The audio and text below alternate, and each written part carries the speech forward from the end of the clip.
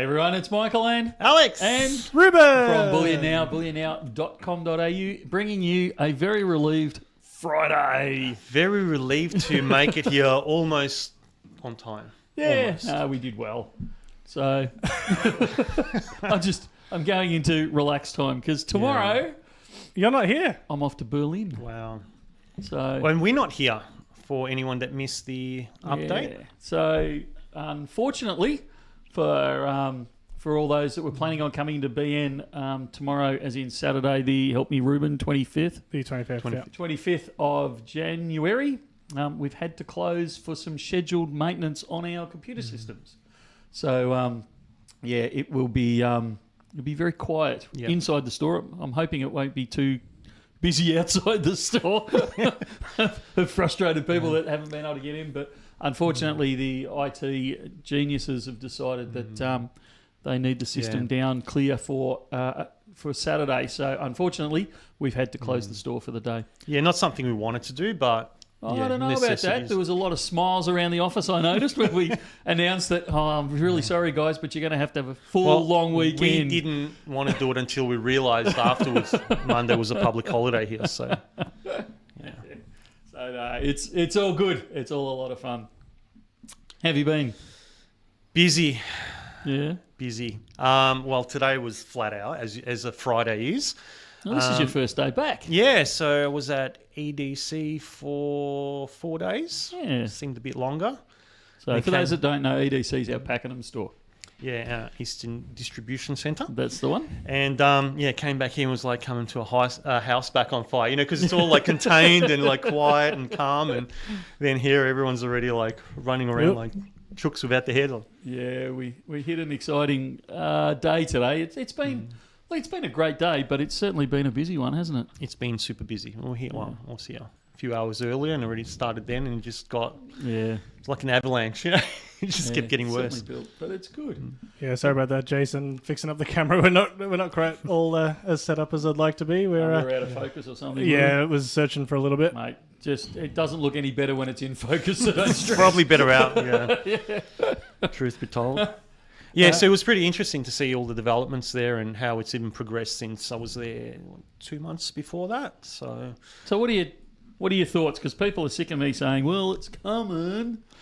Well, it's coming. It's coming along. Yeah, that's right. What's the other one? We're not there yet, but we'll get there. Yeah, so. That's right. We will get there.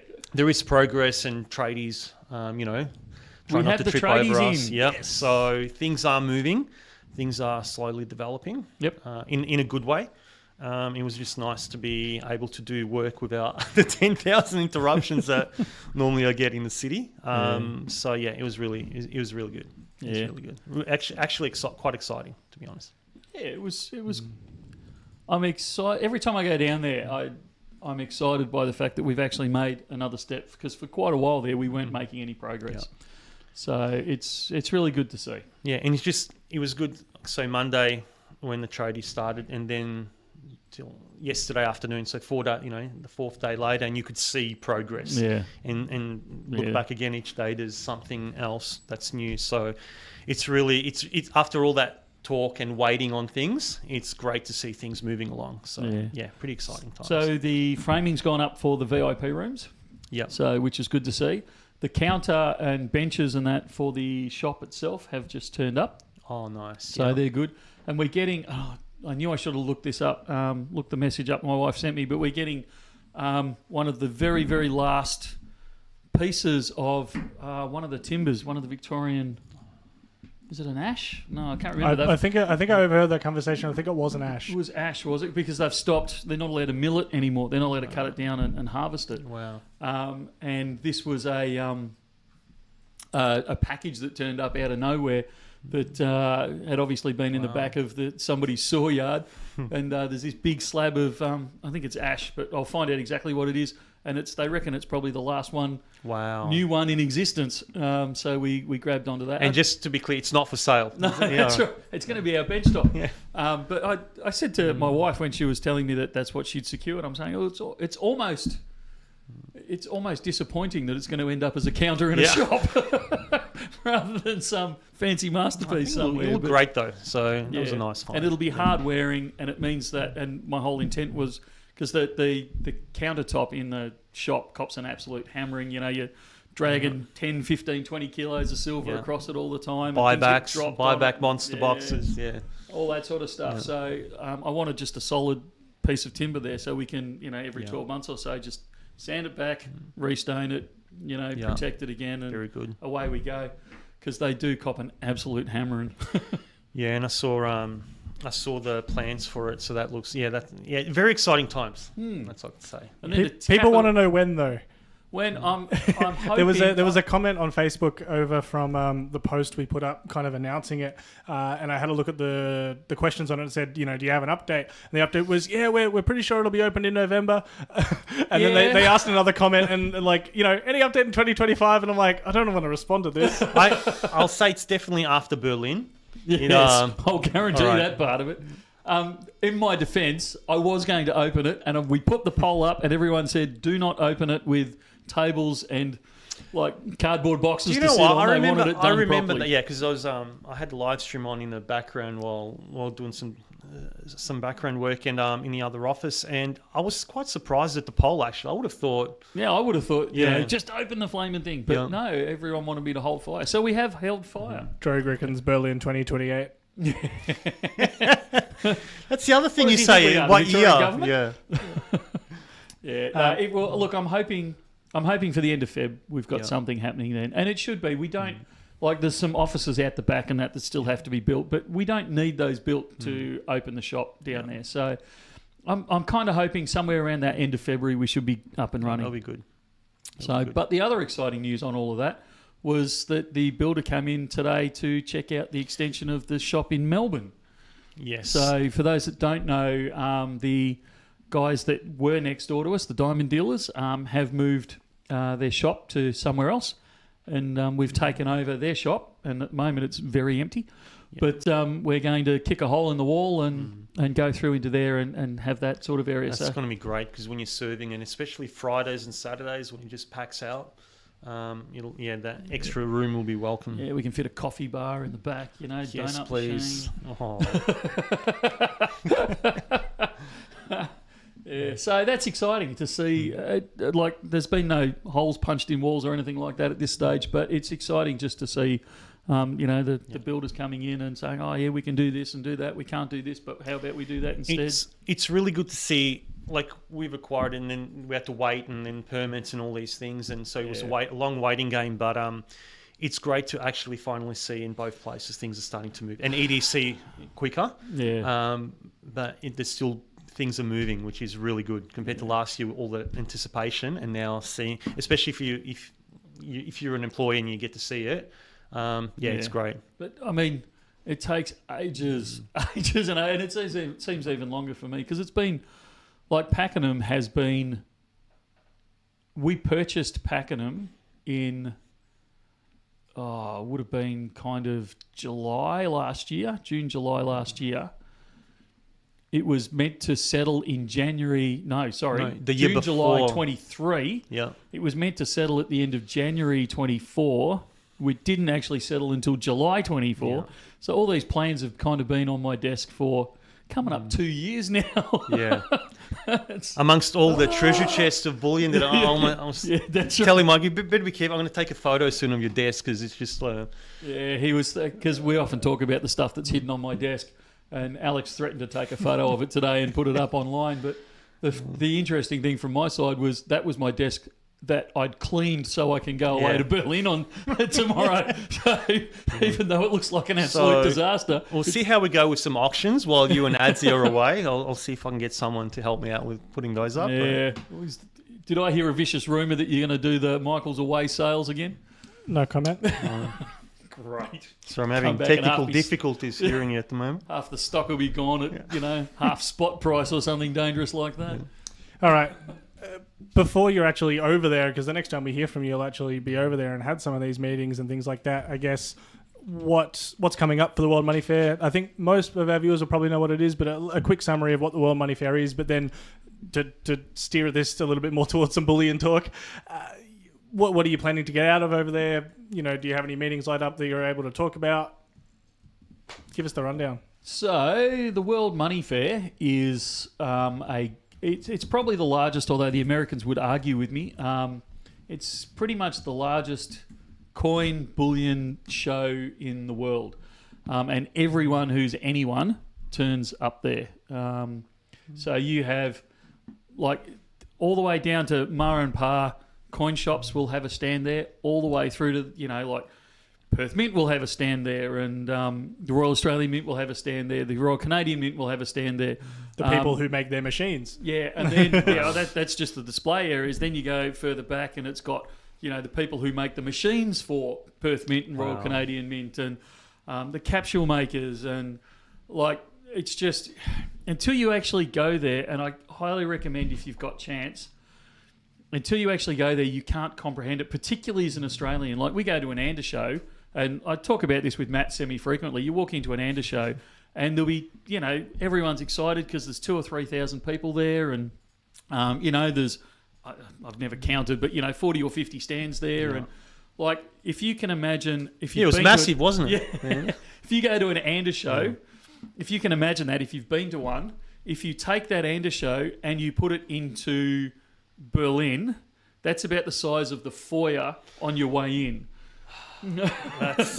That's like, you know, it just goes. You walk into hall after hall, room after room, and even the corridors linking the halls and the rooms is lined with manufacturers and coin dealers, and like it's hard to comprehend unless you've been there. It's just totally, particularly for an Australian, because let's be completely honest, you know, it's not the biggest industry in Australia.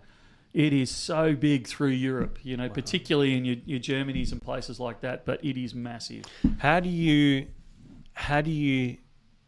spend time there and not go broke? Because I imagine, like, I can only imagine myself there to be like a kid in the candy store, and then just discovering that I want and need all these things that I probably don't need. But there's all sorts of things that you certainly don't need. Like you'll go along and you'll go, that's not even in my collection. That's not something that I even collect or have even considered. Wow, that's cool. You're talking to a collector, so I will need it if I see it. Well, last year I almost bought, and it was like, you know, $6,000-7,000 for it. It was actually the world's first, and at that stage only, coin like that was as a fabric on the wall. That actually made it as a coin. Did you say you bought it? No, but I was this close. I was going to say, because that was one of my favourite things that I saw from Ruben's video. Yeah. That and the apple. There was an apple. Oh, the apple. Yeah. You know, like, you go and watch. I don't know if Rubes can find a link really quickly, but go and watch. I think Ruben and I did a bit of a wander around, and Rubes did a, what do you call it, a montage, something along those sort of lines of the show there for last year. And it's just the stuff you see is just amazing. So if you're in the neighbourhood or you're going past the neighbourhood, stop by, go in there. I know somebody sent me an email to say, hey, if I come along, can we catch up? And the answer is absolutely. You know, if any of the Bullion Now family are over there, would love to catch up with you. Make yourself known to us, either over there if you see me walking past, or one of the guys walking past, or alternatively shoot us an email to live@bullionnow.com.au, and Ruben will pass them along to me, and we'll try and catch up over there, because it's a lot of fun. It's a great place, and you'll see so much. It will literally blow your socks off. And the age bracket, so I imagine like in Europe, that'll be 1 to 101. Yeah. There's something for everyone there. Like it just. Yeah, I'm not doing it justice by the way I'm describing it. It is unbelievable. And then as a bullion dealer, you go along and this is the second part of what Ruben was asking, was what do we get out of it? So all of those manufacturers, all of the wholesalers, or I shouldn't say all, a lot of the wholesalers and manufacturers all turn up there. So we will arrive in Germany on Sunday, Germany time, and we will start meetings pretty much immediately with distributors and wholesalers. Even though the conference itself doesn't kick off until Thursday, we will have meetings and all sorts of things as we go through. So, Yeah, it is absolutely full on, and we will get a lot. We'll meet up with, believe it or not, we go all that way to meet up with Perth Mint. But we'll meet up with Perth Mint and Scottsdale and, all these sorts of guys, and we'll sit down and find out what's coming in later on in the year, different opportunities, different things we can bring back to Australia for the Bullion Now family over here.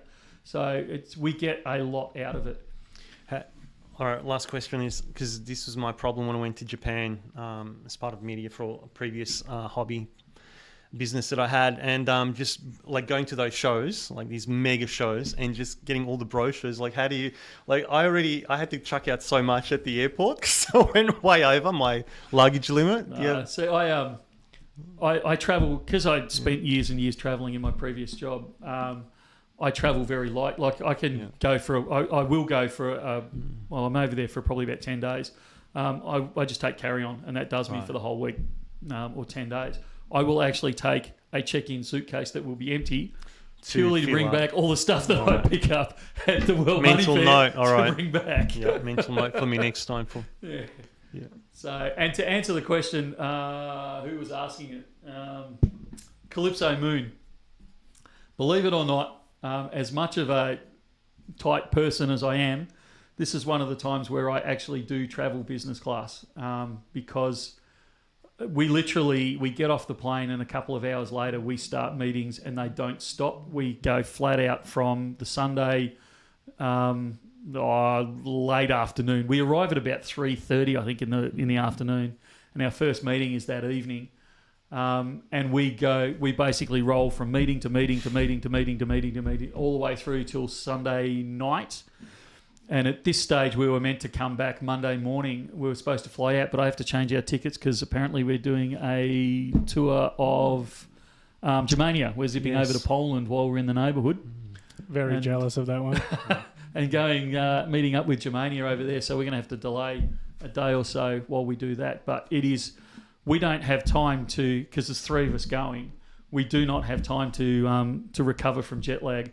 And I've got to be honest with you, I'm too old and out of shape to fly economy and work at the other end. So it's actually, as soon as you get off, it's actually cheaper for me to pay for business class and hit the ground running at the other end. And I've got to say, if anyone from Qatar is watching this, Qatar Airlines, I went Qatar last year, was super impressed. They were really, really good, and we're going again Qatar this year. So big shout out to them. Next week's stream sponsored by Qatar Airlines. I was just, there are no sponsorship. I can tell you, I paid the business class bill. It's huge, but I find it's cheaper to pay that business class than it is to spend. And I'm taking two of the employees with me to spend. The cost of paying for all of us to sit around for 2 days recovering from our jet lag before we can actually make sensible business decisions when we're over there, and the accommodation and foods and all that sort of stuff. So I cry a little bit, but I bite the bullet and I pay business class for this trip. Desi wants to know who's going. So I'm going. Adam, who's our stock controller, is going, and Nate, who looks after a lot of the kind of wholesale type stuff, is going with us as well. I like Sierra Charlie's comment in regards to Berlin. Not as impressive as the Bendigo coin and collector's fair. Oh, absolutely. He's right on the money with that one. Completely derailing. We can come back to this in a bit if we'd like. Interesting one there from Stacker Spud. Just wanting to find out why Bullion Now requires us to provide photo ID for bullion delivery for SMSF. Okay, probably need more detail to give you an accurate answer. But there's two times we require ID. So one is if there's a transaction above $5,000, we require ID on that. Now, that doesn't matter if you're an individual, a company, a charity, an SMSF. It makes no difference at all. So we require ID for that. And sure, we don't do anything with it at 5,000, but at 10,000 we are required to report. And that's just government policy.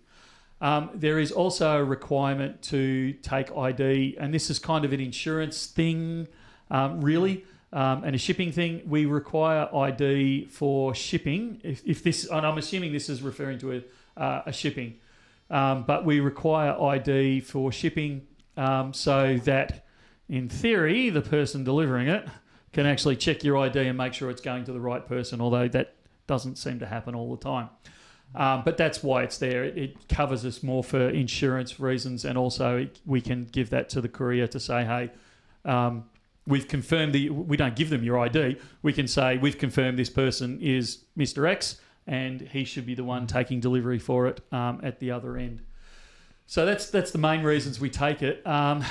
There is also, because you've mentioned SMSF, we also have to be very careful because we're dealing with the ATO, with SMSFs and what's the other government body?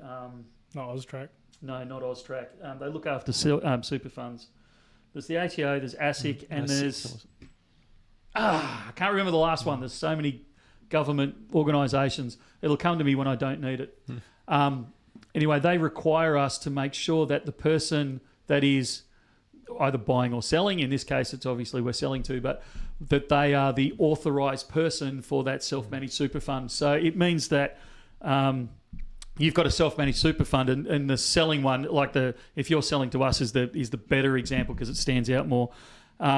If somebody comes in and says, I'm here to sell on behalf of Mr. X's self-managed super fund and sells back, whatever it is, we go, oh yeah, okay, no worries. We do the transaction. She walks off with the money and we all go about our business. When the audit comes along, the ATO will go, hang on a sec, whoa, back.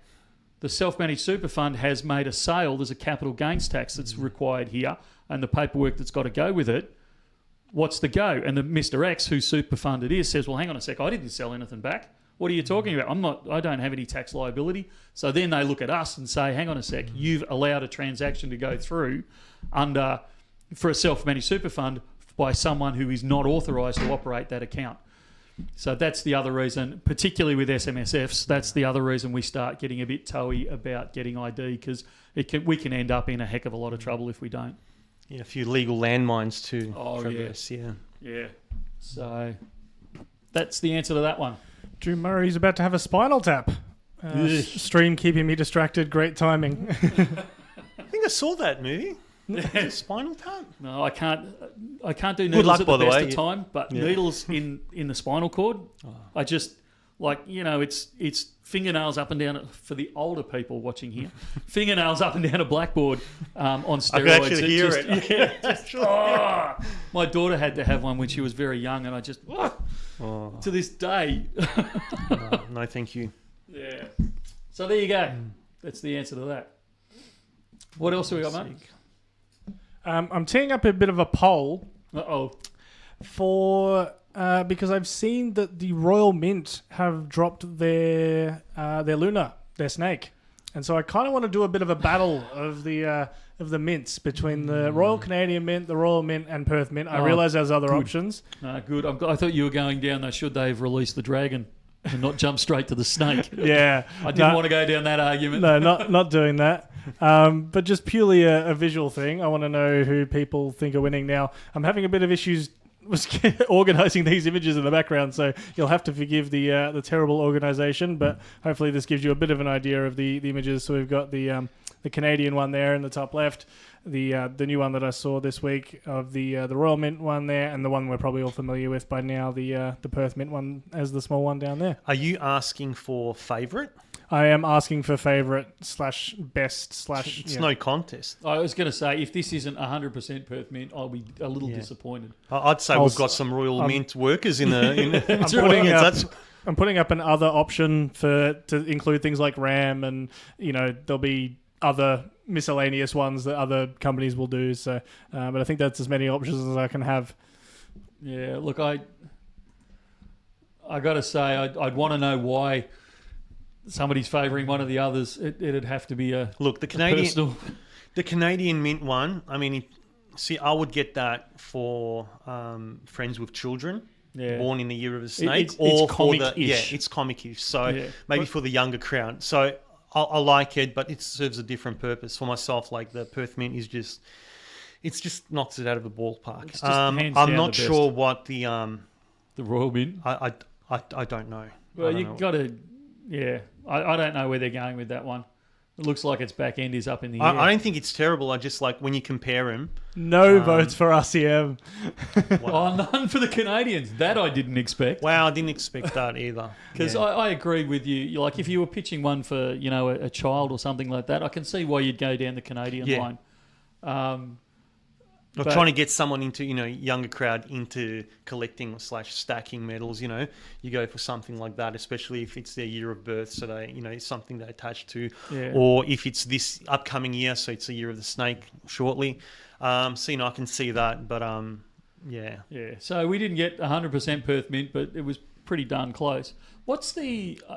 I should know this, and I'm asking a question I don't know the answer to. What's the design on the RCM Dragon? I think it was very similarly styled. Yeah, kind of cartoonish. Yeah. So look, good on them for being consistent. Yeah. There'd be nothing worse than doing a serious dragon, like well, I can't say Perth Mints was particularly serious either, but in the same vein as the snake, and then to do a cartoonish one. So. Like I said, I was having some issues with images. So I'm not sure if we'll be able to put it up there in time, but it is very similarly styled. Yeah. Okay. So that like full marks for the consistency. I think there's an African Lunar series as well, isn't it? Is it Rwanda? No. Is it Chad? I don't know. If anyone knows. I think we're stabbing in the dark here. Yeah, because I saw a few. I haven't seen any come through as buybacks. No. But I've seen some online and they just look incredible. Yeah. No, some good... Look, the thing that disappoints me, I suppose, out of all of it is, particularly for the Dragon, there was a lot of also-rans. There was a lot of people that just jumped on the bandwagon because, Lunar's going to be popular sort of thing. Perth Mint and the Royal Canadian Mint, I suppose, really, but Perth Mint and RCM were kind of the OG of the Lunar series, particularly the Perth Mint. And I think they still set the pace for it. They're still definitely the world leader on it, so... Talking about that kind of cute factor, there was a comment from Baden earlier. It was great coming in today to see the shop with my daughter. We decided we are going to make the trip each year for her birthday so that she can pick out a new animal. So that's it. The cuteness factor, or just the uniqueness factor to some of these different animals and series. Sounds like it's become a tradition. That's beautiful, because that's also that'll link to the memory of it. And so many years down the track, every time she'll have a look at the coin, it also will associate the nice memory of it in the family. Yeah. And if I'm pretty sure I'm right, if it's who I think it was. I was glad to see you through the store, and I said hello, but I would have liked to have spent a bit more time with you. But this morning was back-to-back meetings, so I didn't get to hang out in the shop as much as I kind of like to sometimes. William says, are there any Goldback type products popular in Australia? Sorry, this is a hard question to answer. Popular in the sense that we get a lot of good feedback, yes. Popular in the sense wider of community. Sales. Oh, I was going to say, or even just the wider Australian community, no. Yeah. Like I said, I have used it once.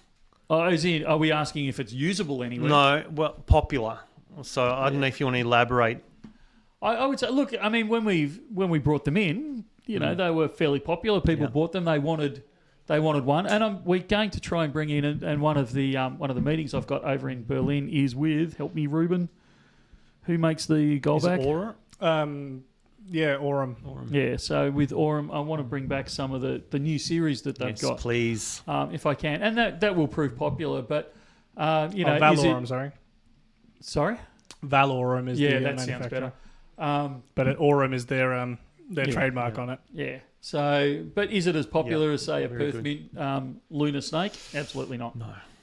At least not yet. Yeah. Yeah. Their follow-up is, do we hear of transactions done in Goldbacks here? No. I have. Yeah. That was at like a craft market, like mum and pop stores, and he was actually aware of Bullion. Oh, there you go. It was a honey seller. In Victoria, not our friend NBN family member from New South Wales, I believe. Yeah, so this was someone that I was buying from and said, hey, would you be interested in these? As a trainer, he's like, whoa, is that gold? And then we start talking, and then found out he collects, silver as well. So, but would I show anyone else? And at my cafe, local cafe, yeah. So yeah, I try and spread the love around and the awareness, but I wouldn't say it's that popular because people still don't really know about it. Question I've got to be careful about because we don't want to head too far down this line. But Oppie says, do you need to buy a specific kind of bullion for self-managed super funds? Oh, look, I can't give you specific advice on this one. We do find variations from accountant to accountant as to the recommendations people get given. Look, we'll put some people... Okay, this is not financial advice. This is not legal advice. This is not... SMSF. Yeah, SMSF advice. Yeah. It's just a guy interpreting what he thinks might be right on the odd occasion. Some of the accountants and auditors love to see things like the Perth Mint minted bars because they're serialised and they can count them. They can audit it. And they really like that for self-managed super funds because it makes their life a bit easier. My understanding is that there is nothing in the law that says you can't buy a coin, you can't buy a bar. There's nothing that says it has to be serialised. Yes, they might like it, but it doesn't actually state that in the law as far as I'm aware. And I could be wrong on this one. I'm not the expert to give legal advice in this area. The one thing that we are sure of, or fairly sure of, as sure as we can be, is that the limitation on it is you can't take pleasure in it, meaning you can't buy the Perth Mint Lunar Snake Gold Privy Mark and hang it on. I mean, you can buy that, but once you've bought it, you can't hang it on your mantelpiece as a display item to be, you know, like a piece of art that you're going to show to everyone that wanders through your main living area. You can't do that type of thing. So it's not so much what you buy, it's more what your intent is and what you then subsequently do with it after you've bought it. Yeah, and something about storage as well, where I'm not across this because I store my self-managed super fund Bullion at Bullion Now. So oh, do you? I do. Well, there you go. You so, think I should know that? So I did hear though when I set it up that you have to be more careful with coins if you're buying coins and storing at home, as opposed to say if you're buying bars, generic bars and storing at home. I haven't verified that. And when I did my first self-managed super fund tax return, I had no issues with what I purchased, and I stick with either new or buyback. Yeah. And I stick with pure coins. So as much as I love the European gold, circulated gold coins and the gold currency, I don't have that, and I don't have that in my super. I just have pure bullion. Okay, I'll throw a curly one at you. And again, you need to see an accountant or financial advisor over this, but there may be some advantage to you buying non-pures or proofs in your super fund because of the GST. Okay, yeah. My understanding is, and again, please see your accountant or financial planner, but my understanding is you can actually claim that GST back. So it reduces the cost on, like your base cost on it. We need to talk more. Probably not on a live stream in front of 200 people. Somebody said, why can't you display it? The theory is there, and they're not targeting you as like a bullion collector or stacker. They're targeting more along the lines of, people who put art or their boat or a holiday house into their super fund. What they're trying to say is the super fund is actually there for investment purposes only. It's not there for you to buy something that you can then subsequently enjoy. And it sounds harsh, but from their perspective, they're saying, no, actually, we don't want you buying the boat that you probably, you wouldn't buy in as investment, but because you put it in your super fund, it's now an investment, but you really only want it because you want to go fishing on weekends or water skiing with your friends or something like that. So that's what they're trying to stop by doing that. So yeah, it sounds harsh, but there's actually logic behind why they've done it. So whether we agree with it or not. Yeah. So that's what they're trying to say. It's not so much that you... it's not so much they're trying to just be mean about it. They're just trying to say, actually, these are for investment. They're not for pleasure. They're not for enjoyment or any of those things. We actually want you to spend your money on good investments. Yeah, and the bonus is if you survive until after retirement age, you can enjoy it then.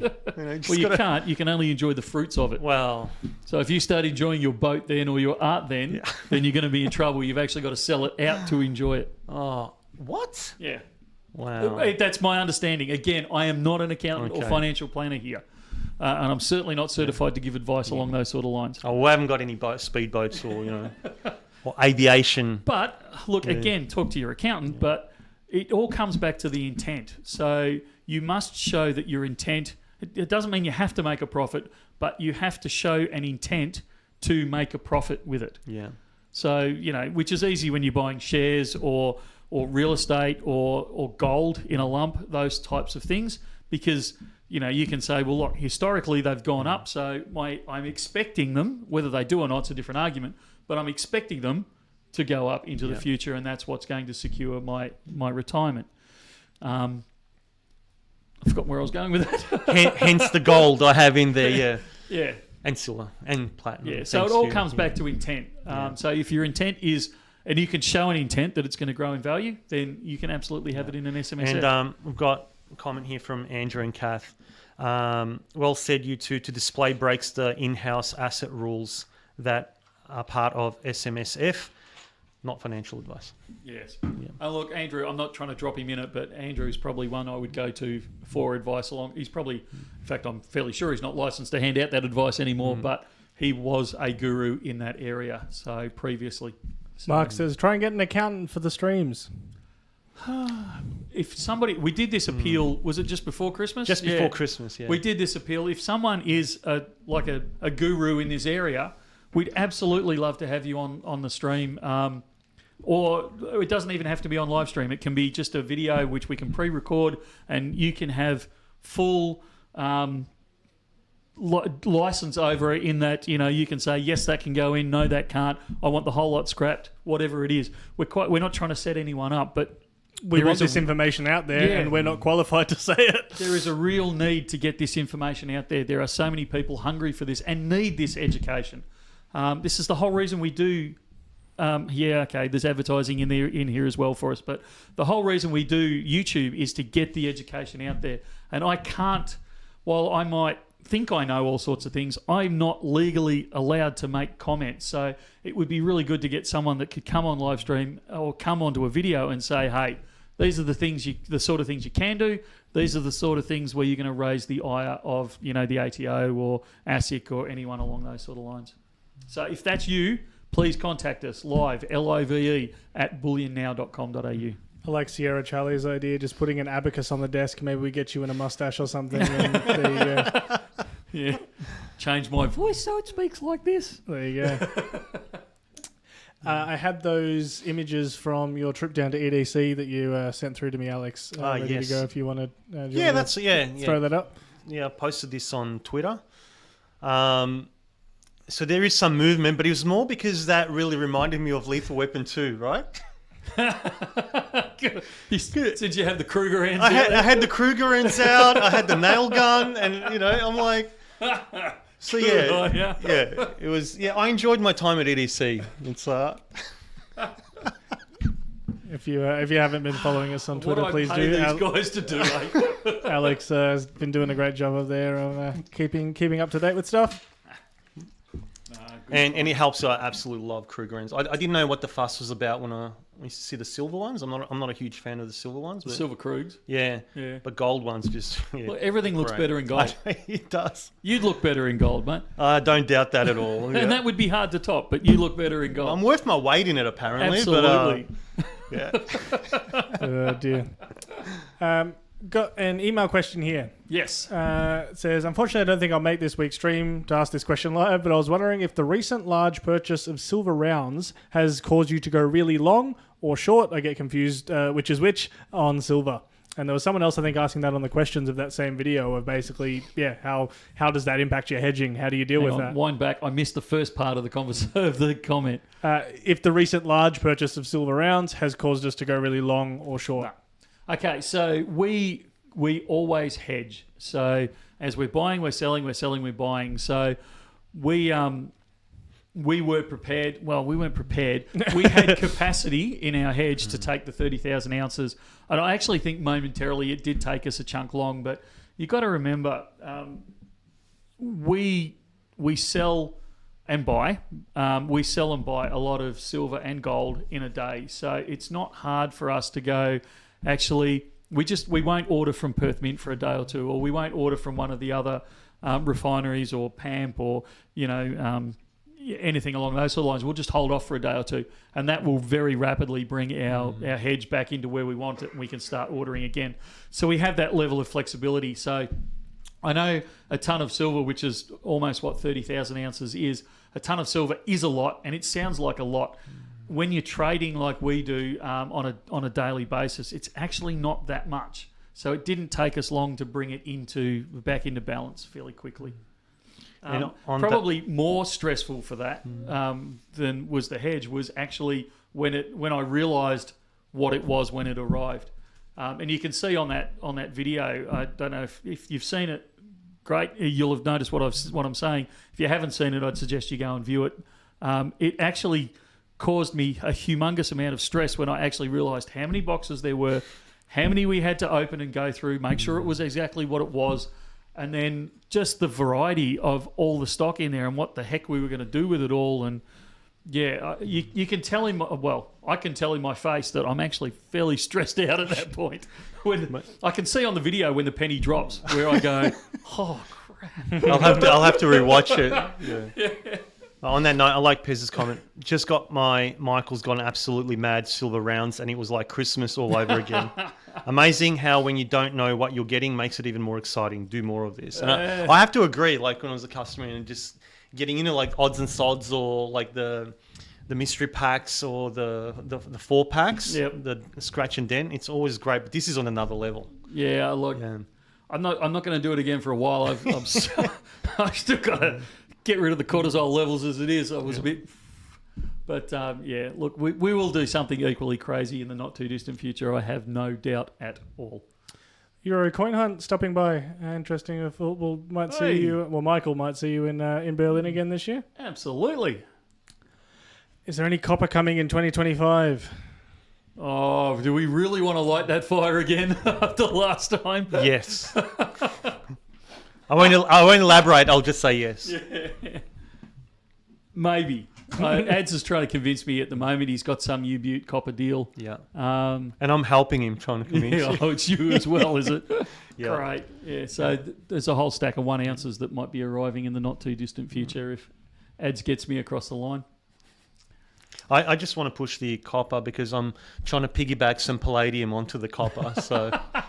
Yeah, we're going to actually one of our goals for Berlin is to find some more variety in palladium because it's pretty hard work trying to find palladium coins and that sort of stuff. No one really makes them these days. So, yeah. One of the things I think we need to do, William was asking for a forecast on platinum. We haven't really done our forecast, not forecast for the year in metals for 2025. Anyone that does a 2025 forecast for precious metals pricing, I think, is very, very a lot gamer than me. Because the only thing, and I've said this a few times to a few people now, the only thing you can guarantee for this year is volatility. We're going to see a lot of ups and a lot of downs. And where we end up at the end of the year, I have no clue, if I'm completely honest. I'm the guy, Rubes, the chat's actually frozen on me. If you could reset it, that'd be great. I'm the guy that called for a pause in the gold price. I think it was at about 30, was it 3,200 Australian, 3,300 Australian? Might have been 35. It was somewhere around there, like near enough to $1,000 ago. I'm the one that said, yeah, look, it's going to pause around about here and we're not going to see much more growth out of it. And it'll probably roll over and come back a bit, closer to the 3,000 Australian dollars here. I'm talking not US dollars. Yeah. That was me. And, we can obviously see how wrong I was. It comes back to the same thing.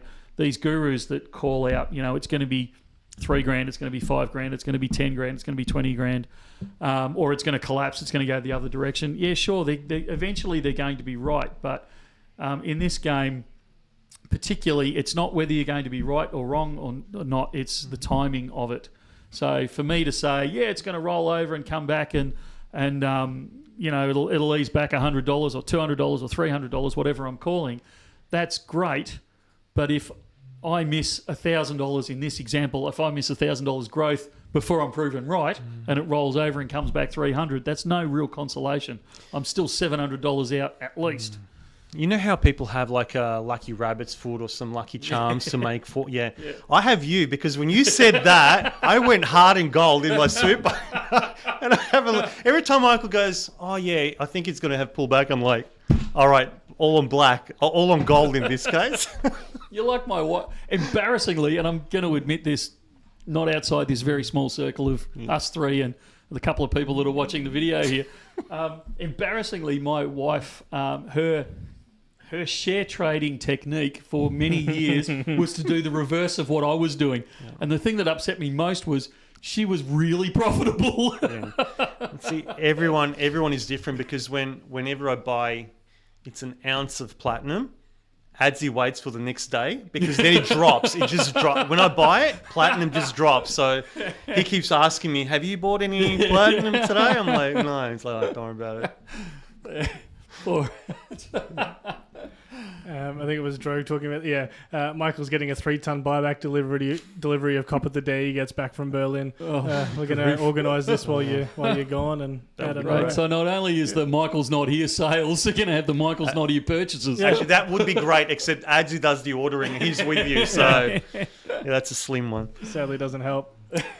Not to go too deep into it, but it is kind of related to the title of the stream, so we should probably touch on it a little bit. Trump is now the president of the USA. That's the rumour. There is a flurry of executive orders being signed, tariffs being toted, things like that. Are you paying close attention to those? Are you thinking it's going to have an impact in the short term, in the long term? Where are we at on the precious metals front in relation? Look, I'm watching it, and I'd be lying if I said I wasn't. I'm watching it as closely as I can, although it is a busy period of the year for us. And he's doing a lot in a very short amount of time. So yeah, but the stuff that he's doing actually,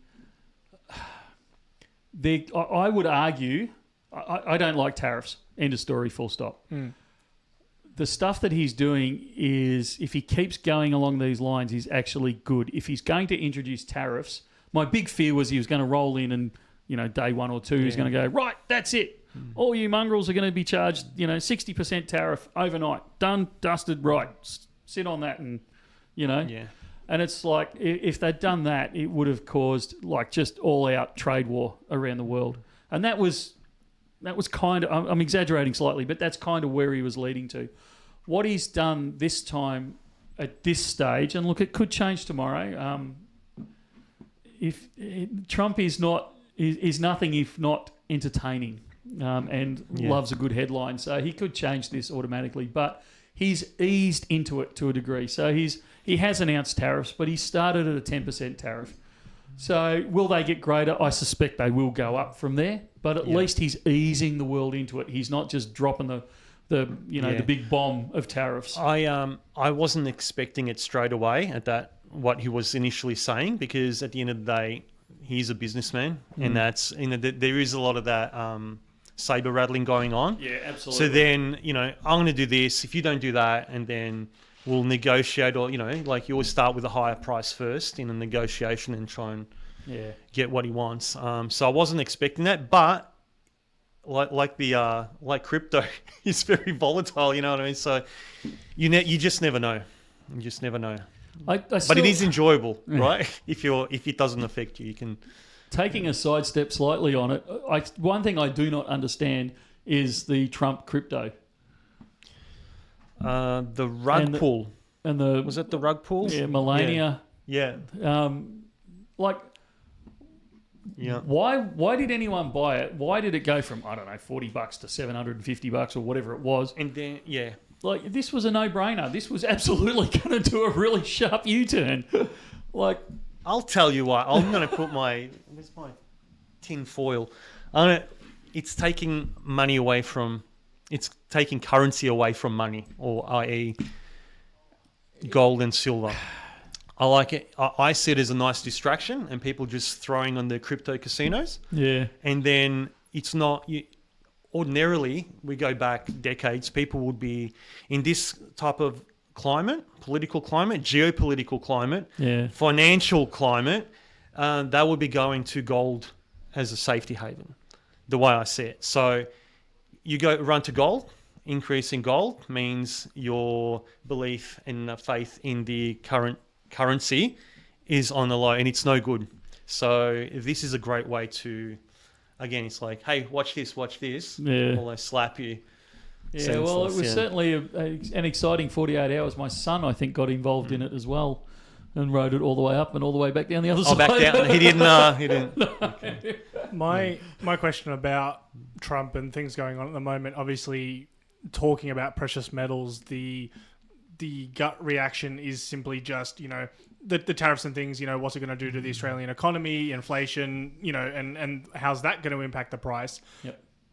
Do you see it impacting precious metals from the coins themselves point of view? Do you see a flood of, for example, you go into the World Money Fair, do you see the US Mint having a completely different strategy there, lowering premiums, trying to, dominate the market?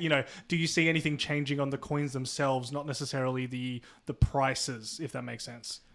Maybe less kangaroos going to the States or something, or...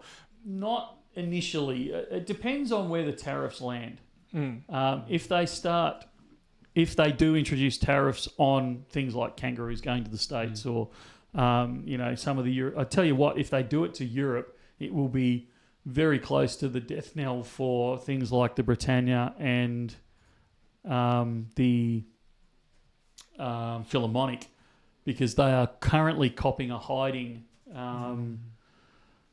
from the change of the tax law in 2023, I think it was, in regards to super in Europe. It's caused an absolute bun fight over there. And even silver. Now, for silver, Yeah. we're still seeing the repercussions of that now. We're still being offered, and you can see this reflected on our website, the premium for the likes of Philharmonics now is a quarter of the premium that it was going back through even to the start of COVID, where the premiums just went ridiculous. When they changed that law, the silver market in kind of that Germany kind of area, not just Germany, but particularly Germany, it literally stopped overnight. And there's an interview that Ruben and I did when we were in Berlin last year with a gentleman called Michael Schuler, who's a precious metal trader for one of the big companies over there in Europe. And he said exactly that. It literally stopped overnight, came to a screaming halt. If the US all of a sudden introduced this massive tariff on imports from Europe, including, and or Australia, including that bullion coin, like it would, it would be I think for some of them it would be the final nail in the coffin. I think they would pull the rug out from under it. So that sort of thing could be the thing. And I've got to be honest, that's the thing I'm looking out. I'm trying to keep an eye on is if those tariffs are going to impact on the bullion industry, and if so, how. Eurocoin Hunt's not just going to see you in Berlin. It sounds like they're swinging by Australia in 3 weeks' time. Well, it's on the way. Yeah. So they're going to stop by Very the shop. roundabout way. Yeah, that's right. It's just turning right instead of left. Canberra Stacker, I was just wondering if I could have an update on my buyback I sent you guys. I'm the one who sent in a few kilos of world silver coins. Oh, Con's loving this. So I'll chase it up with Con. yeah, look, Con's a bit conflicted with this one. So what's happened, for those that don't know the background of the story here, this person, won't bring any names into it, dropped off a serious mix of coins from all over the world and all sorts of periods of the world in time frame. So there is 50% coins in there. There's 92.5% coins there. There's 99%. There's 80s. There's 70s. There's all these sorts of things all there. And, there's 3 of these and 10 of those and half a bag of those. And, you get the picture I'm drawing here. And my response to it was, why don't we, because they're world coins, they're not Australian coins, why don't we look at getting them melted down and test them? And Con couldn't bear the thought of these beautiful coins from all around the world being just, put into a jelly lump and tested. So he's volunteered to go through them one by one and test them and see what they are and all that sort of stuff. He's got a bit of a bent down that way. He likes those world coins, collects some of them and that sort of thing. So he's kind of said, it'll be fun. I'll do it in the quiet evenings and that sort of thing when I've got nothing else to do, and I'll churn through it pretty quick. Yeah. And I talked to him. I think it was Monday. He'd done some over the weekend. He said, there's a lot there. There is a lot. I actually brought him in, and I saw Con about it, and there's, first of all, great collection, respect, but there's so many different ones, and we have to XRF them, and we have to look them up on the internet, and look them up on them. then test them. Why it just and for so many. And they're all different weights, shapes, sizes. Some you can't actually see what it is. Yeah, they're very heavily worn. Very heavily worn. So we have to spend quite a bit of time like investigating what it is. And unfortunately, that just like takes so much more time. Yeah. As opposed, it still can be done, but it just unfortunately takes a lot longer due to all those circumstances. Yeah. And look, some of them have actually proven to be fakes. So some of them don't have a precious metal content. So which has been surprising. We're not talking thousands of them. We're talking half a dozen sort of thing. Actually turned out to be fakes, which was quite surprising. It's not the sort of thing you see faked very often. So the one I was looking at wasn't. I don't know if I'd say fake, but there's no silver in it. Yeah. So it's an actual release, but there's no silver content in it. Yeah. Yeah. Leo, what portion of buybacks do you send to be melted? I would be amazed if it was more than like 3%. It's very, very, very little that we ever sent back to get melted down because because we don't have to pay manufacturing or let's go with that. Because we don't have to pay manufacturing or delivery costs, like if we're buying it from a refinery or a wholesaler or anything like that, because it's effectively delivered to our door, we pay spot price for it. It means that we can sell them out at a much cheaper price than we can, like, a Perth Mint kilo or something along those sort of lines. So I've yet to see a bar in such a bad condition that somebody doesn't go, silver at, very close to spot. I'll have that. Yeah. I don't care that it's ugly. In fact, quite a number of the ugly bars join my collection, but, I've never seen anything so ugly or beaten up or anything along those sort of lines that I've gone, actually, we're going to have to melt that one because it's not presentable. So very, very, very little actually gets melted. I would say we are the ultimate recycler. We send it straight back out into the stacking community. So the only reason I'm saying very little is I would say none, but I'm sure there's one or two there that we have, but I actually can't think of any off the top of my head that we've ever sent in for melt along those sort of lines. Right. Sometimes we've had to send things in to be refined, where things have proven to be not pure. That does happen on occasion. But to get in a kilo bar and go, no, that's terrible, I'm going to get that melted, I don't ever remember that happening.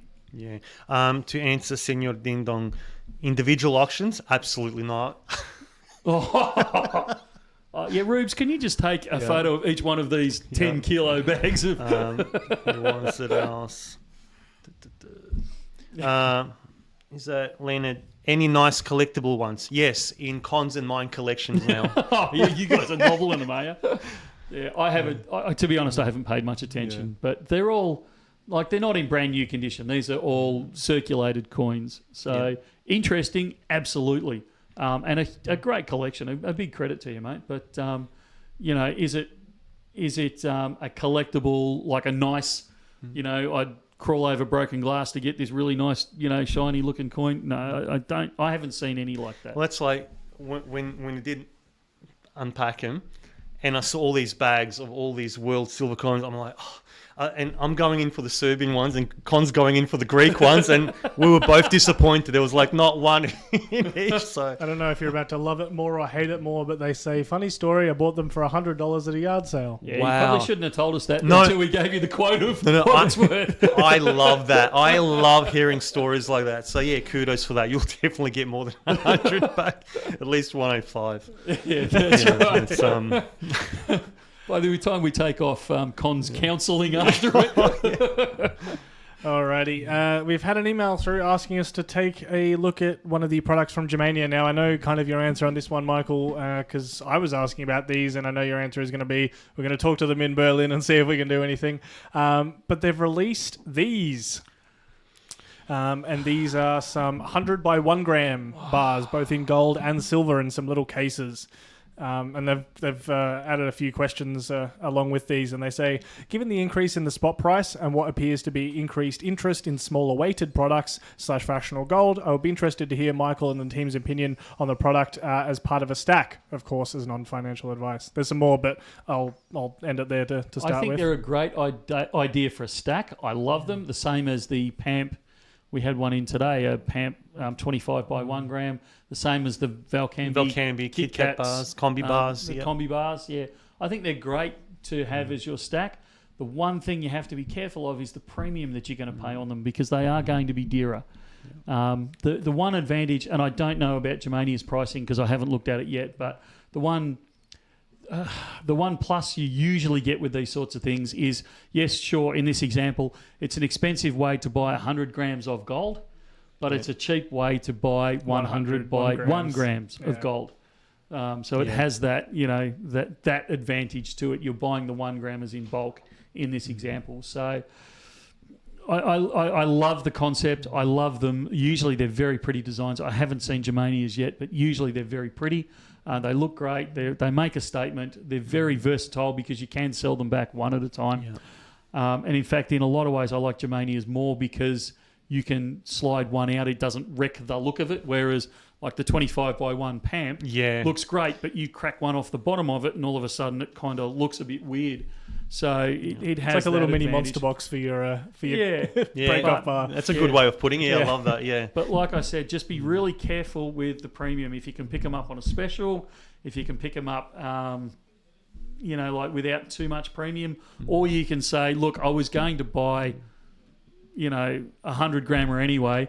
I'd really like this. I know I'm paying a little bit more, but it's only a little bit more and it's fun. I can have a bit of fun with it. So you get that extra premium out in kind of pleasure, the thrill of owning it. It's also if you like and you stack or at least have a little bit of fractional. So that's I think it's a great fractional. Like I'm big in fractionals and I understand everything you just said and paying the extra, but I still do it. I don't have a majority of it in fractional, but I do like to have, and that's gold and silver, by the way, not just. Look, I think you're crazy if you don't aim for a spread across all the weights. Now, kilo bar's 140 something thousand now in Australian dollars, so I get the ridiculousness of the statement I just made, but I think it's good to have that whole range because A, it's interest, but B, you never know when you just need something that size to trade back in. I don't want to trade in a whole ounce because really we only need about a grand for, repairing the whatever to the whatever. We only need a grand. I don't want to let go of the whole thing, but, we've got a half ounce here or we've got a 10 grammer here or something like that. Maybe we can just sell that off and that way we don't have to break off the whole investment. Yeah. Yeah, agreed. Their follow-up, which I kind of tried to answer at the start, but are we likely to get any through? Ask me when I come back from Germany. I want to see them. I want to know the pricing on them and that type of thing.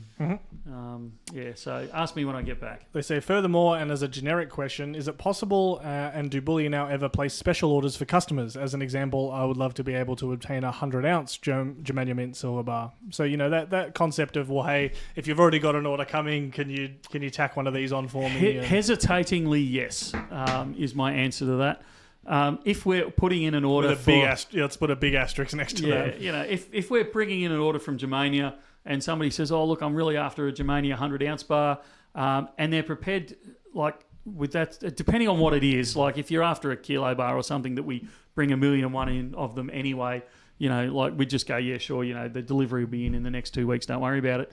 But if it's a special order, and the 100 ounce is a really bad example of that because we bring them in anyway, but let's say 100 ounce for the sake of the argument, we might say, yeah, look, that's fine, we'll bring it in, but, you need to lock in the purchase now sort of thing so we don't end up, getting lumped with it at the end of the day. Yeah. Keith is already asking for expansion on that. How about orders from LPM?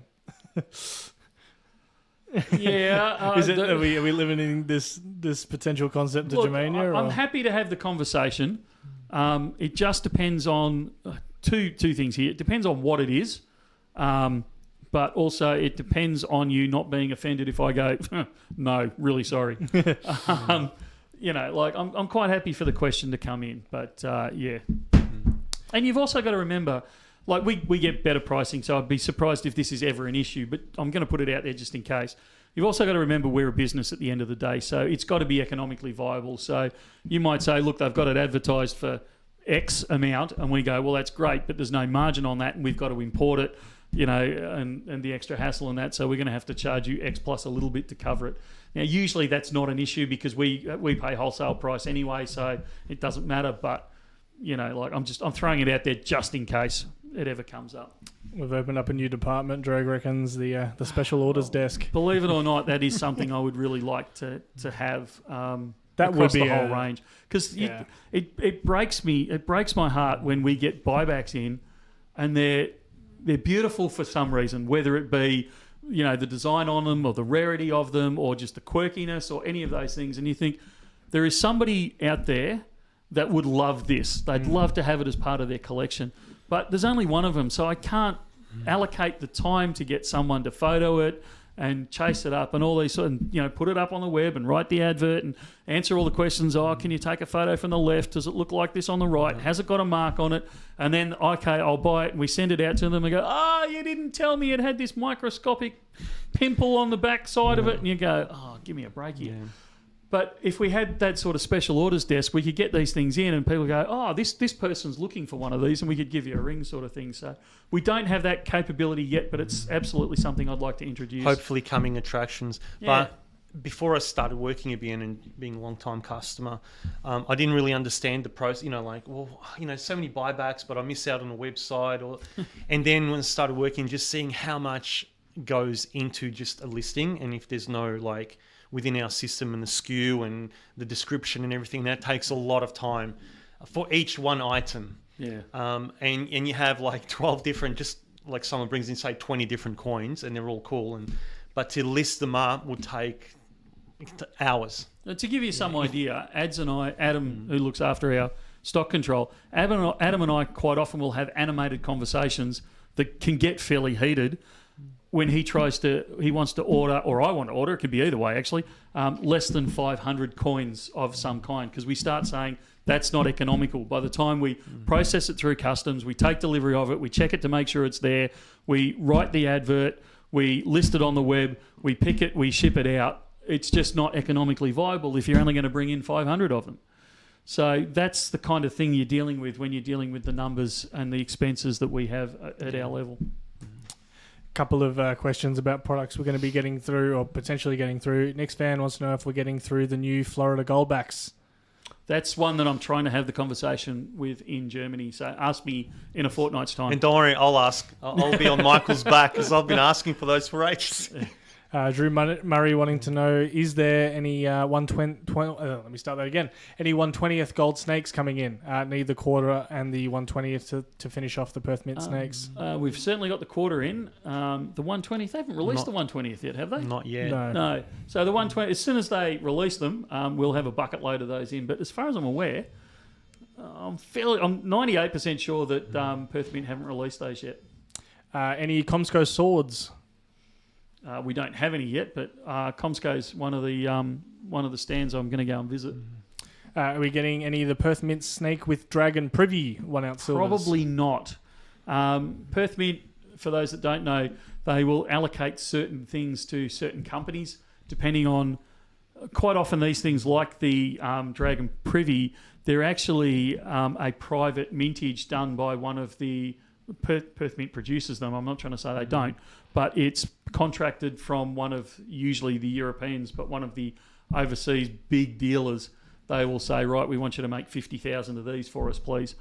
And then usually that dealer will either say to Perth Mint, or they will have a relationship with one of the dealers in Australia, and they will say, well, you get to keep 1,000 of them in Australia, and we'll take the other 49,000 for us overseas. So usually things like that, the Dragon Privy, you'll find one of the dealers will actually have access to it. It'll be Perth Mint and someone. And I don't believe we get the Dragon Privy. No. What about 24 Scottsdale Alien? I love their vested interest in that one with their alien profile picture. Look, as soon as we can get it, we will bringing it in. We will be bringing it in. I just haven't heard it's been released. But mind you, I think Rube's the 23 one was the first time we really kind of got hold of that was when we were in Berlin last year. Absolutely. Wasn't it? Berlin is kind of the first time we announce / talk about or even see the designs and stuff of the previous, because they're 1 year behind in the thing. So basically the current year Alien. Yeah. Senior Ding Dong on the Alien. On the 24, are we prioritising buyers of the 23 when it does get released? And I actually saw a comment about this on one of our YouTube videos recently, and they were talking about some kind of subscription so that, you could say, hey, this is a series that I am going to be collecting and would like to reserve. I love the idea. The coordination is... It's not actually even that. My problem is that one of the reasons... okay, let me answer the first question first. Yes, if you've previously ordered them and we only get limited numbers in, you will be the first that's offered them. And we'll try... We always try and make sure that people who have started collecting the set can continue collecting the set type of thing. So we will absolutely favour you. To answer the subscription service question, this is one that I struggle with frequently because one of the basis of creating Bullion Now was to create fairness in the bullion industry, to not have the exclusive, like this is only being released to one or two people. Now, there are times when we fall over that and we kind of have to because of different release schedules and things like that, or we can't get enough of them, so we do it on the quiet. But as a rule, I don't particularly agree with the subscription model or the premium. You can pay us an extra $500 a year and you get access to the premium club where you get this and you get that. And I don't like that. I want to create it all so the education is free for all and the availability of the stock is there for everyone. So I shy away from this subscription service. But there is a time where it actually... It actually would be good, and I think I'm wrong by not doing it. So I really struggle with this one. And that was the case for those that may not be aware with the Aliens, that was for the 1/10th release. So in the gold, not the silver. We had plenty of silver coins. It was the gold coins, and I think it was 1,000 there's only a worldwide vintage release. of 1,000. Yeah, so people that were first in and got the first year's release, because there were two so far. Yeah. So when the second one came out, that's what we offered. So in case some are confused, that's on the very limited vintage. But the unfair part of that is, well, hang on a sec. I only just discovered the series. Yeah. How do I get in so I can actually buy the series if you're just selling them to the previous So guys? with that, Michael and Adsy are going to talk to Scottsdale while they're in. Yeah, but we could take the whole 1,000 vintage and we'd still won't be probably enough. still not have enough. Yeah. So it's ones like this that I find really frustrating. Drake says, make sure you order more of the Scottsdale Christmas coin and bars at the end of the year. Everyone in my family love them. Lance says, when are the Perth Mint Dragon bars usually released? Chasing a 25 to start our son Stack, who was born this week. Congratulations. Congratulations. Yeah. They usually. Somebody asked me this the other day. I think they're released kind of that April time, aren't they? March, April. Sounds about right from memory. So, but they have they released the dragon? Release the dragons. They've done the Lunar ones. The Lunar dragon. That was on the same day as the Kookaburra. This is, and Ruben and I had a bit of a talk about this off camera the other day when we were doing some filming. This is where I actually think Perth Mint's made a bit of an error with this one, where they've released the minted silver dragon. So this is the silver version of the gold one that was released early last year. Your pick of the year. The one that I said was the pick of the year, and I still stand by that. I think it was probably the best designed bar out there. They released that this week, which is the 2024 Lunar Dragon minted bar, which is different to the series of rectangular dragons. Even though it's rectangular, it's different to the rectangular dragon series, and it's different to the all this other stuff that they release later on in the year. And it's actually a 2024 coin or bar. Sorry, it's 2024. Not that it's dated, but we all know that the dragon was 2024. But they've released it in 2025, almost 12 months after they released the gold version of it. And if they're going to release the snake, and I'm not speaking for them, but nudge, nudge, wink, wink. If they're going to release the snake, it's going to be very soon, and that's going to cut the legs out from underneath the dragon release. And That's it's right. just Was gonna, that a pun? it actually wasn't a pun intended, but it's actually It'll be a snake again. yeah, it's going to cause mass confusion in the market, I would say, for many years to come. So I think they've made a mistake with this one. And what else was different to it? They did not come in packaging, did they? No, they don't come in a capsule. They Like the come gold in a did. tube. Sorry, Rubes. Yeah, unlike the gold did in that Yeah. beautiful But packaging. that's not unusual. I mean, you look at the rectangular dragon, like the normal rectangular dragon. Gold comes in a capsule. No, Silver does not not. even talking capsule. I'm talking the packaging. Yeah. Because that's it. The gold didn't just come in the capsule; it came in the card. Oh, Yeah, in the card card it's itself. card. Yeah. Yeah. And I think the assay card. And I if think they- that's a mistake. Oh, I think Yeah. that's a huge mistake. You just have to look at the PAMP ones that come out with the card in silver, and they are hugely popular. Yeah. A couple of people reckon it's quite simple. Just one being legal tender, one not. Yeah. Coin I versus- really wish it were that simple. 2 rectangular silver items, 1 coin, 1 bar, but to help differentiate and just seeing how much people love, and I'm one of them, like the 1 ounce silver, the minted silver carded. Yeah. You've got the PAMP, you got any release, it just stands out and it's different. I thought, I was a bit disappointed, to be honest. I think they did the wrong thing with that one. And to add Adam's credit, he actually, in the meeting we had with Perth, he voiced at that point, this is a mistake. You need to be putting these in cards. And I think, everyone knows that we think the world of Perth Mint because they produce an incredible product, but I think they've just misstepped slightly on this one. You've got a couple of missions for you over in Berlin, Michael. Excellent. Ozdude wanted you earlier to take a photo of to this time try and find one of the Zimbabwean gold coins. I will look. Yeah. I've been looking since I heard about them. I wanted to buy them for myself. I wanted, or at least in my super. And talking to someone from Zimbabwe, actually a customer that came through, and I asked, "Hey, how can we arrange a?" what and are he's the like, chances? "No chance, sub-zero," because they weren't. I mean, I'm not saying it's impossible, but he said that they weren't letting him out of the country. Yeah. Unless obviously you're a diplomat or something and you have a suitcase that can just go through. Yeah, look, Yeah. but that's one of the few things. And I'd love to, even just seeing it would be great, but like in real life. But if we can buy some, that would just be the bee's knees and we'll bring them back. And it was, who was it? Metal Inquisitor wants you to hit up the Astor Mint for a Sir Lancelot 1 ounce silver bullion round, mintage of 200 only. Yeah, This is had the a kind of meeting thing with that really is at.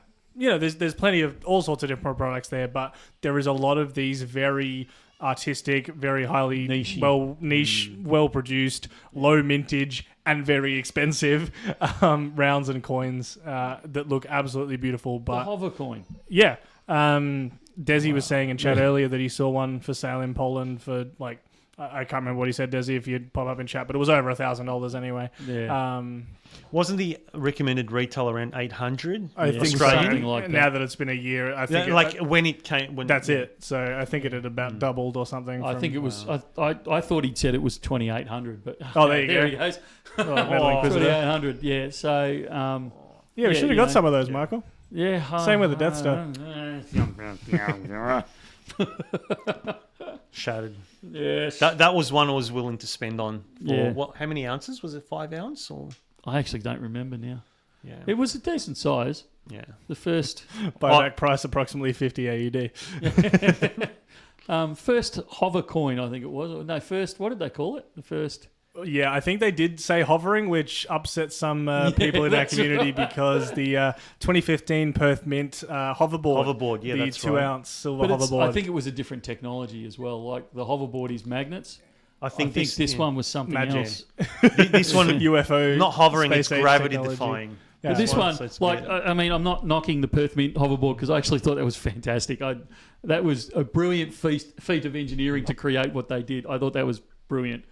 But this one, like the hoverboard, if you can imagine, it's opposing magnets, and so it does hover, but it stays inside the plastic guides. Whereas this one literally hovered with nothing else around it, sort of thing. So, yeah, I thought Seeing this the one video cool. was just, Yeah. great. So, yeah, great thing, that one. Really good.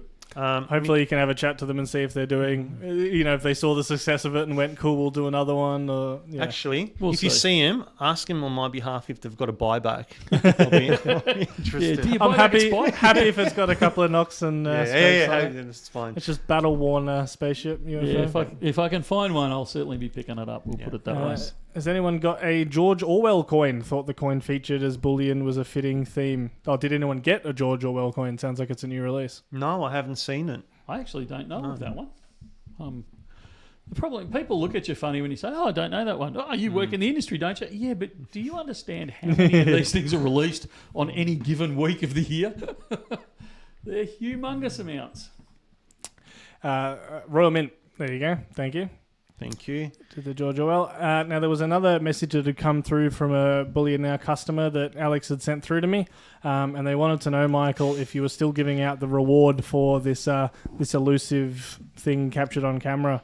You can see there a kookaburra in a bird bath. Oh, that's not in a bird bath. It is in a bird That's bath. a bird bath. That's hang not on. in a bird Just bath. wait for it. I can bring up those other ones if you want, Alex. But Yeah, there's closer ones. I feel like he's going to criticize those even more, which is why I Right, didn't. give us the closer ones. And give me a second while I add that. I'll put my eyes on so I can have a closer look. Please hold. Come on, mate. That's dead air. Yeah, well. There we go. Can you see it there on the left? It's like a puffin. If that answers your question, Michael is in denial about accepting any, and until we get a crisp, It's not. The bird bath's got holes in it. It's like one of those lattice work stands. I think Take a photo of the bird bath. That's Well, like bird bath. I'll and chase Jamie. it up. I'll chase it up. I'll chase it up. And we'll see. But I'm sure that thing's lattice. Doesn't matter what proof there is. It'll either be AI, Photoshop.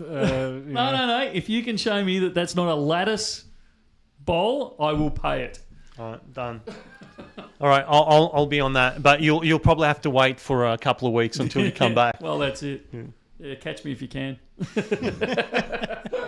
We need to start wrapping up. As much fun as this is. Hang on. I think there was also this image with it as well. That's a different bird bath. Yeah. Are we calling that as a bird bath, though? Because I think it's in the same backyard. Yeah, it is. It is in the same backyard. Look, if you fill your backyard with a bird bath, Yeah, it's eventually going to land on one. Even if you do that statistically. for getting a free 2020 Cook coin, silver coin, that's still respect. There was no terms and conditions on the amount of bird baths that had to be in the backyard. So you just make one big paddock into a big bird bath and go, look! You have to pave the lake. Yeah, that's right. You thought you were going to live this down, Michael.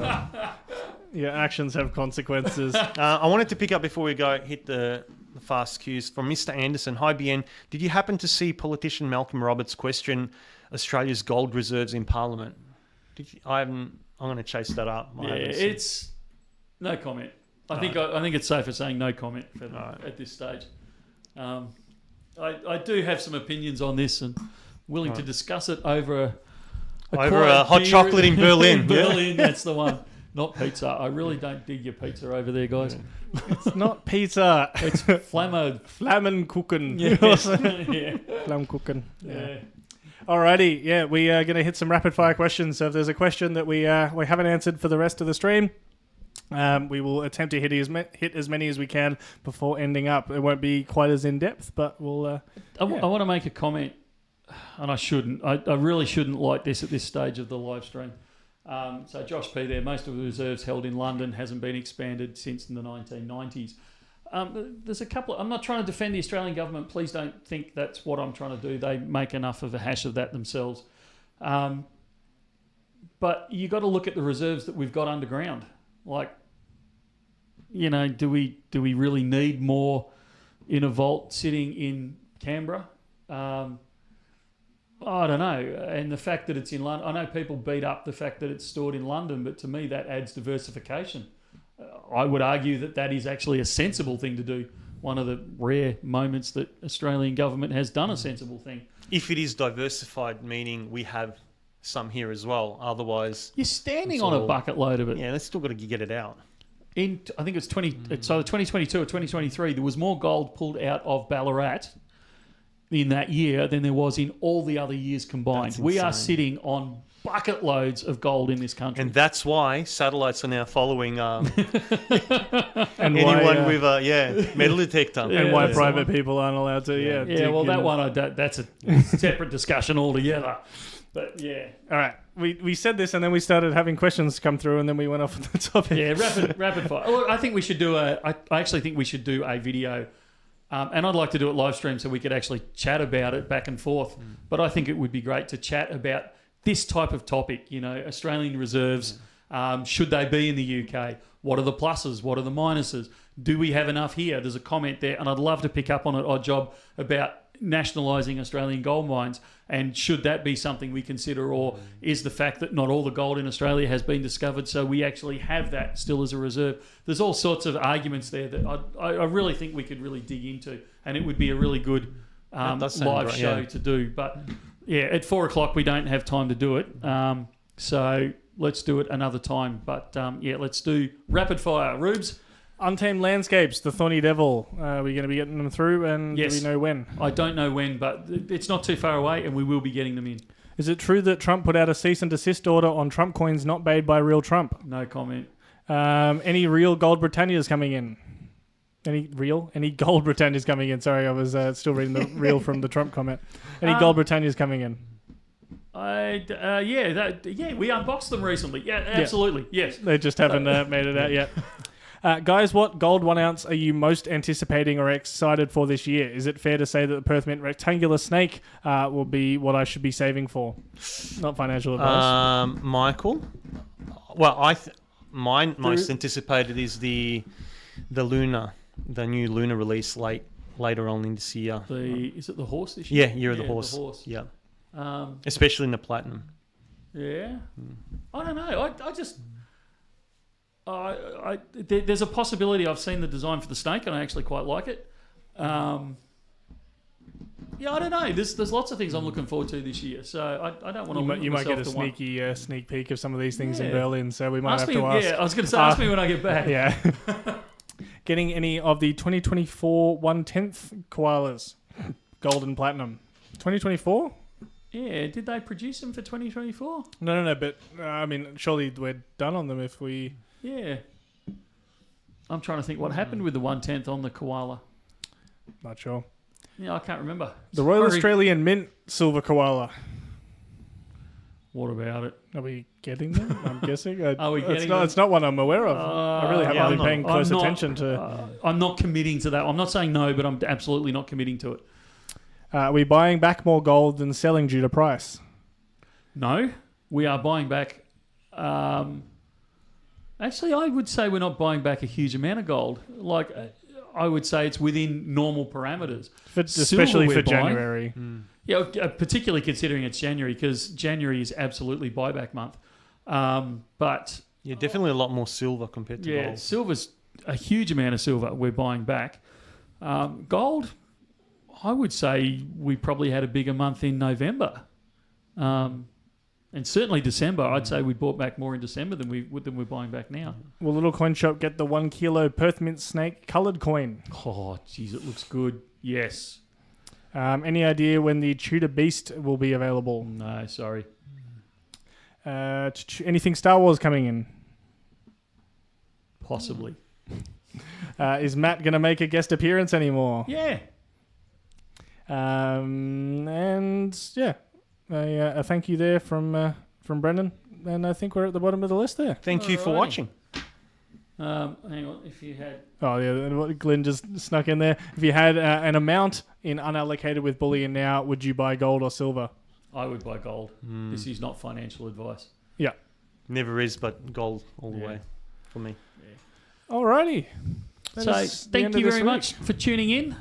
This is the last one for a week or two that we're going to do in Australia, or solely in Australia. We will probably have a mixed one next week where I will be in Berlin and you guys will be back here, and I'll be looking very, very saggy-eyed because it'll be like 1 in the morning. while we're doing it, but it will be a lot of fun. So thank you very, very much for tuning in again. We said this at the end of last year. It really does make the live stream when people join in, and we really absolutely 100% appreciate every single person that watches, whether you're watching live or whether you're tuning in afterwards. And we love the feedback that we get both live in the chat and afterwards in the comments. We all, even though if we don't comment on them, we are actually very much, we go back, all of us, a number of us go back and actually read all the comments that people have made if we've missed any of them as they've gone through. It is a long weekend this weekend in Australia, so that means a couple of things. One, we're closed on Saturday by the buy. That's due to a systems upgrade, but we're also closed on Monday, so the shop will be closed. There will be no one answering the phones, but the website will be still full functioning, so you can go to bullionnow.com.au. He's got the little coin shop sign behind him. It's been a long day, Michael. It's been a long day. So bullionnow.com.au, and you can certainly do all your purchasing that you require on there, and we will process it first thing Tuesday morning and get it moving for you. You can still send us an email. So sales@bullionnow.com.au. We probably won't get back to you within 24 hours. It will probably get back to you on Tuesday though. And a big shout out to Sean, who's joined our email and phones team. He's fairly new on. He started just before Christmas, and he's making great strides. And I'm getting a lot of positive feedback for him. So if you get Sean on the phone, treat him a little gently because he's new. But he's doing a great job. He's doing a fantastic job there. So, and obviously Sylvia is as well. Andrew's away on leave still, half his luck. Big thanks all round to everyone. I think that's all the hot goss that we had. Stay tuned. Next week there will be stuff coming in from Germany. There'll be stuff, local stuff from here. We've got unboxings. We've got some education videos going out. All sorts of fun and games. So stick around. And I can pretty much guarantee I won't be able to get Brett here for a live stream with me next week. Not going to happen. Not without drugging him at least. But not going to happen. Drugging and dragging. Yeah. So thank you very much, Ruben and Alex, for making this all possible, and you guys as well. And we will see you very soon. Thank you, and see ya.